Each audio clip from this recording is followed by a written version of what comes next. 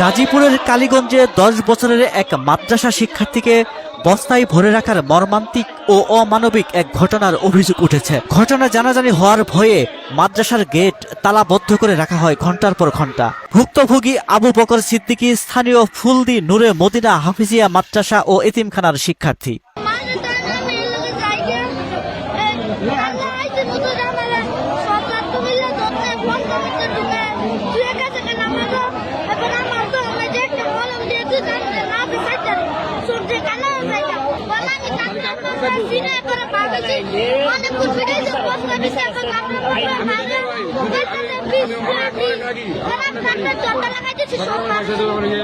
তীব্র রোদের মধ্যে শিশুটিকে চটের বস্তায় আটকে রাখার ঘটনায় ক্ষোভে ফুঁসে উঠেছেন স্থানীয়রা। ছেলের এই গালটা নষ্ট, এই পিছে ডলাই যেমন চুলে গেছে, আর এই গাদির মধ্যে মানে লাড়ি যে দিছে প্রত্যেকটা লাড়িয়ে উপর মাংস উঠে গেছে, চামড়া উঠে গেছে, মাংস দেওয়া যায়।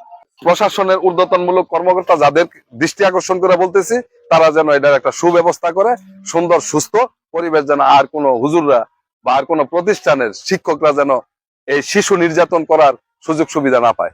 ঘটনাটি ঘটে 28 জুন সকালে। পরে উদ্ধারের পর দুপুরে বিষয়টি নিশ্চিত করেন কালীগঞ্জ থানার ওসি মোহাম্মদ আলাউদ্দিন।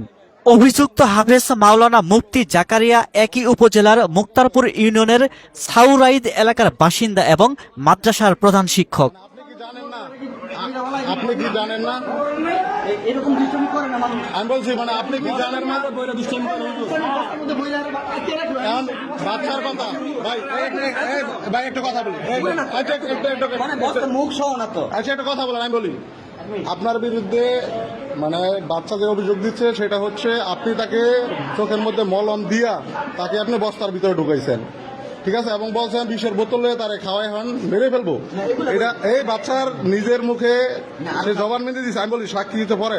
এখন আপনি কি বলতে চাইতেছেন? মানে বাচ্চার বিষয় আপনি বলেন মিথ্যা অভিযোগ। এখন ঘটনাটা কি হতে পারে বা কি হয়েছে এটা বলেন তো শুনি।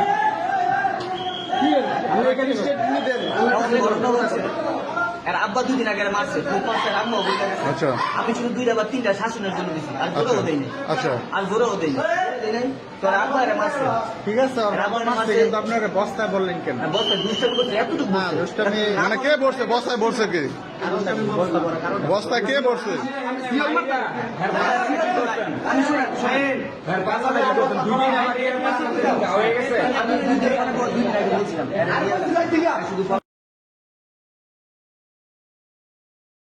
ওয়ালটন আবারও মিলিনিয়ার অফারে ওয়ালটন ফ্রিজ কিনে আপনিও হয়ে যেতে পারেন মিলিয়নিয়ার।